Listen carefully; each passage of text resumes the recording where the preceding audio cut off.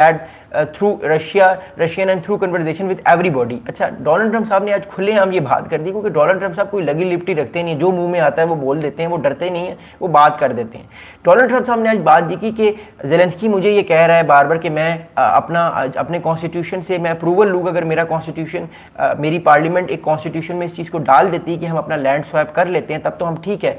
तो Donald Trump साहब कह रहे हैं कि क्या जब ये जंग शुरू हुई थी तो क्या ये ज़ेलेंस्की ने जो है ये जंग जब शुरू हुई थी तो क्या उन्होंने अपने कॉन्स्टिट्यूशन से बात की थी कि जंग को शुरू किया जाए? तो कहने का मतलब ये वो प्रेशर डाल रहे हैं ज़ेलेंस्की पे कि ठीक है मेरे भाई, हम तुम्हारे साथ हैं, लेकिन जो इलाका तुम्हें देना है वो तुम्हें देना है। मतलब अमेरिका की तरफ से अब ये बात तय हो चुकी है कि लैंड स्वैपिंग होगी। अब बात यह है कि क्या लैंड स्वैपिंग कितनी होगी, कितने % लैंड अपना और जो है वो अपना देगा ज़ेलेंस्की, या कितने % लैंड वो लेंगे रशिया से, ये बड़ा इंपॉर्टेंट है। लेकिन कहीं ना कहीं 5 या 10% और इलाका अपना यूक्रेन को देना पड़ेगा रशिया को, अगर इस जंग को रुकवाना है।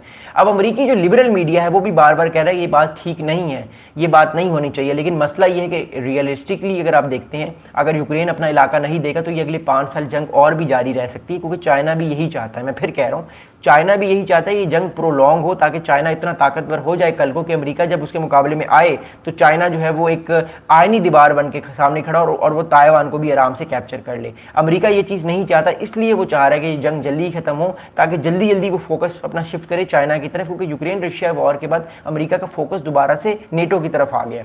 इस वजह से याद रखिएगा, अमेरिका जो है वो अब कोशिश करेगा कि जितना हो सके वो लैंड दे दे रशिया को, थोड़ा बहुत 5 या 10%। उसके बाद जो है वो अपनी फौजें जो है वो डायरेक्टली इन्वॉल्व कर ले यूक्रेन के अंदर और यूक्रेन को एक सिक्योरिटी गारंटी दे अमेरिका। उसके बाद जो है वो पूरा फोकस अपना चाइना के ऊपर करेगा। बट ये रियलिटी है, जो इलाका यूक्रेन को अमेरिका ने कहा है वो यूक्रेन को देना पड़ेगा, चाहे जितना मर्जी ज़ेलेंस्की साहब ची चूं कर लें, चूं चां कर लें, डजंट मैटर, क्योंकि वो पावरफुल अभी पोजीशन पे नहीं है, वो बड़ी वीक पोजीशन पे है। और एक और भी चीज़ हो सकती है, अगर यूक्रेन जो है उसने कहा कि हम अपना इलाका नहीं देंगे, तो ये भी हो सकता है अमेरिका तकरीबन 1 या 2 महीने के लिए जो है वो जो अमेरिका एड दे रहा है, जो अमेरिका एयर डिफेंस सिस्टम ये सब चीज़ें दे रहा है, इनको रोक ले, ताकि रशिया जितना इलाका कैप्चर उसने करना है वो आराम से कर ले, फिर वहाँ पे उसकी फौजें रुक जाएं और यूक्रेन ऑलरेडी उस चीज़ को दे दे। बट इसमें मसला है कि यूक्रेन को और मार पड़ेगी अगर ये इस तरह का अमल होता है। अमेरिका यूक्रेन की मिलिट्री एड को रोक देता है और रशिया ताकि आगे आ जाए आराम से, तो उसमें ये होगा कि यूक्रेन को और मार पड़ेगी, यूक्रेन के और लोग मारे जाएंगे। तो यूक्रेन को चाहिए कि कहीं ना कहीं किसी ऐसी डील को अपना ले। ये मैं नहीं कह रहा,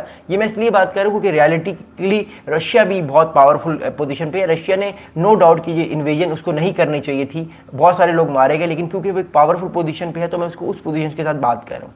अब प्यूटिन साहब जो है वो एक और बात कर रहे हैं। प्यूटिन ये कह रहे हैं कि हमें अगर ये इलाका आप दे देंगे तो हम उसके बाद दोबारा यूक्रेन पे हमला नहीं करेंगे। लेकिन एक बात है कि वो कहीं ना कहीं यूक्रेन को बुली करने की कोशिश आगे भी करेंगे। अगर एक दफ़ा उन्होंने बुली किया, दूसरी बार किया, तो अगली बार भी बुली करेंगे। तो यूक्रेन इस बात को भी कहेगा कि ठीक है, अगर हमें ये हमारा ये इलाका ले रहा है तो फिर हमें भी सिक्योरिटी गारंटी दी जाए। वो अमेरिका मेरे ख्याल से सिक्योरिटी गारंटी ज़रूर देगा, क्योंकि कहीं ना कहीं अमेरिका को भी अंदाज़ा है कि अगर वो कुछ इलाका यूक्रेन का हरवाएगा तो कहीं ना कहीं यूक्रेन को कुछ ना कुछ तो एक पॉलिटिकल विन होगी कि बाद में ज़ेलेंस्की अपने वोटर से कह सकेंगे कि देखो मेरे भाइयों या मेरी बहनों, मैं इस जंग को हार तो गया लेकिन मैं पॉलिटिकली इस जंग को जीत गया। आखिरकार हम नेटो में आ गए, या हम लोगों को एक तरह से एक नई किस्म का एक सिक्योरिटी गारंटी मिल गई। अब हम पे कोई और तीसरा मुल्क हमला नहीं कर सकता। ये बड़ा इंपॉर्टेंट है। अगली बात जो है वो जो मैं आप लोगों के साथ शेयर करना चाहता हूँ वो ये है कि डोनाल्ड ट्रंप साहब ने एक और बड़ा इंपॉर्टेंट बयान दिया। आप लोग अपने क्वेश्चंस भी करते हैं, बस वीडियो एंड होने वाली, फिर मैं आपके क्वेश्चंस के जवाब भी दूंगा।